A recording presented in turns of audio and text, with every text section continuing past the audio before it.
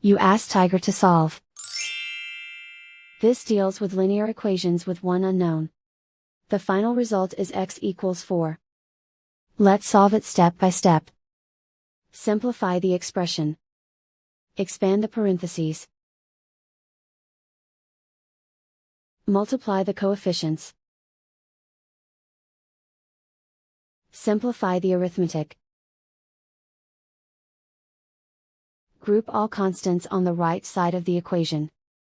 Subtract 30 from both sides. Simplify the arithmetic.